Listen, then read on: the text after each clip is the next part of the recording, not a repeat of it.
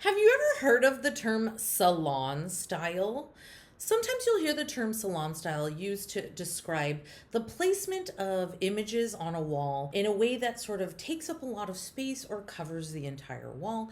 This is in contrast to the contemporary gallery and museum practice of hanging paintings in a line or a row at approximately eye level. So, what is the salon style and where did it come from? It comes from the French Academy. I'm Dr. Megan Lorraine Debin, and I'm an art historian, and this is Art Trippin Lecture Series.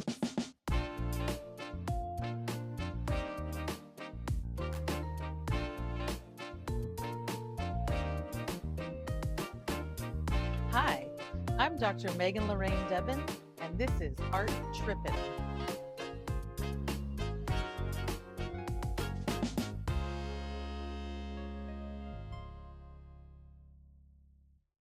The French Academy was a professional body established in the mid 17th century, in 1648 to be specific, that essentially controlled the major commissions and exhibitions of paintings at the time. And they created a lot of the hierarchies that persist even today in the arts. There was, with the establishment of the Academy, the new and permanent division between what was referred to as fine arts and crafts. Things that were utilitarian objects, furniture, lace, tapestries, were reduced to the label craft. Now, some of us art historians don't agree with these permanent divisions between fine art and craft, but I digress. They were put in place in the French Academy in the 17th century. The academies were also the location of arts education, arts scholarship,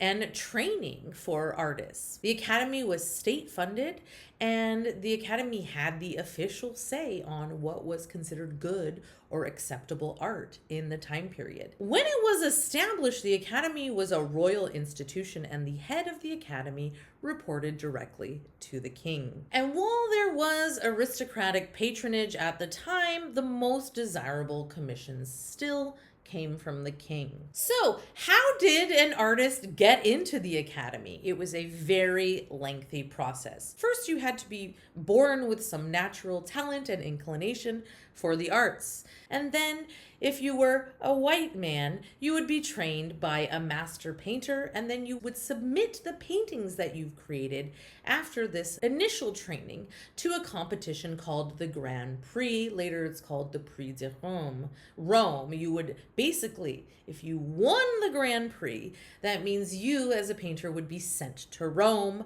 for a year of study, and you would study the works of antiquity under the tutelage of an eminent painter of the time. So first, you have to do a bunch of training. I think of this like, getting your undergraduate degree, maybe going to community college, getting your undergraduate degree, and then you would apply for this program, kind of like a master's program, like an MFA, where you would go to Rome and you would study antiquities under, again, an eminent painter of the time. The final entrance exam, and this is just to get into the Academy, was a painting executed in Paris that would be submitted to the Academy for scrutiny, and the Academy would look at it in much the same way that a contemporary admissions committee at an art school at a university might look at your portfolio, say 10 images of your work. So this is, in a sense, the entrance process to get into the Academy. The Academy adhered to a hierarchical structure of genres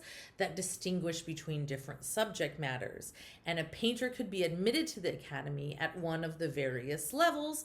At the top of the hierarchy is history painter, followed by portraitist, genre painter, still life painter, and landscapist. Women were not allowed to compete in the Grand Prix, in the Prix de Rome, and so they were unable to become history painters. However, there were a few women who were actually admitted into the French Academy in other categories: landscape painting, portraiture, and still life painting. If you want to hear more about some women painters of the Academy, stay tuned. But first, I want to clarify What is the Salon? The Salon was the most important exhibition in France. It took place biennially at the Louvre in Paris. First, painters had to be members of the Academy in order to exhibit their paintings at the Salon.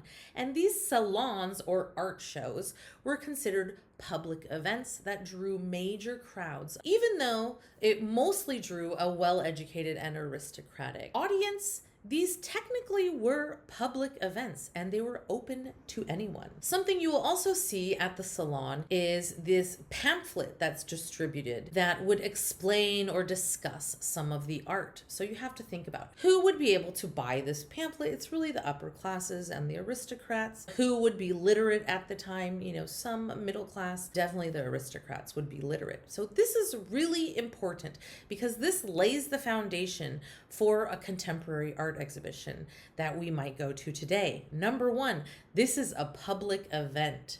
And in fact, many museums are free and open to the public today. Since these were public events, these were opportunities for the aristocracy to exhibit their good values and taste. And number two, another important thing that I want to point out about the Salon is that we see the tradition of public art criticism going back hundreds of years in France. These pamphlets were not free, so they were only available to a people of a certain class, but it shows the development of art criticism in France at a very early date, and the idea that criticism develops alongside the institution of the Academy. Now, what does a salon look like? This exhibition of the Royal Academy would feature works hung floor to ceiling all across the walls of one large exhibition space. This style is seen in direct contrast to the more contemporary style of hanging paintings in a museum or gallery, which is generally with some space or breathing room around the painting and generally at eye level. Now, what's eye level? I'm 5'4". Someone who's 6'3", their eye level will be different. So every museum has a different idea of what is approximately eye level. But in the Salon, the paintings were hung floor to ceiling. So you can imagine people arching up to look up high at the paintings that are hung high. And of course, the paintings that were hung closer to eye level were perhaps more visible and more favorable, or considered in a more favorable light. Now, as I mentioned, the academies are very closed societies that are open to a very select class of people, and that is code for rich and white and male. However, there were some women who were admitted into the French Academy. Two of the most successful women in 18th century France in terms of painting and the Academy were Lebrun and Guillard. They were both admitted to the French Royal Academy of Painting and Sculpture. Lebrun studied under her father and married an art dealer, so she attracted wealthy and important clients whom the couple entertained in salons in their fashionable home. So the salon is not only an exhibition of art, but also a gathering of intellectuals and artists. Elizabeth Vigée Lebrun also became a favorite painter of Queen Marie Antoinette. Here we're looking at a painting by Lebrun, Portrait of the Artist, with her daughter from 1797. Lebrun is accepted into the Academy in 1783, and Queen Marie Antoinette actually lobbied for her inclusion. So having a network was really important.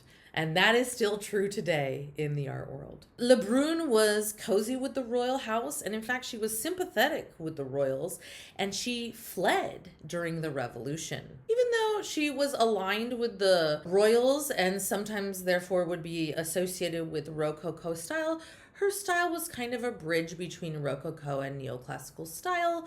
Her style of painting is seen as more naturalistic, less pretentious than Rococo painting. And here we see her confidently painting a very intimate moment between mother and daughter. Here we see Lebrun in a self-portrait from 1790. We see this woman depicting herself in the act of painting. A technique that goes back to the Renaissance, as we see with Sophonie Banguissola, and the Baroque, as we see with Artemisia Gentileschi. Now, Adelaide Labille-Guiard was also accepted into the French Academy. She was not as high class as Lebrun. She was kind of more from a middle class family, but she did become the official painter of the aunts of King Louis XVI. During the Revolution, however, she aligned herself with the revolutionaries. Here we see Guiard in a self-portrait with two pupils from 1785.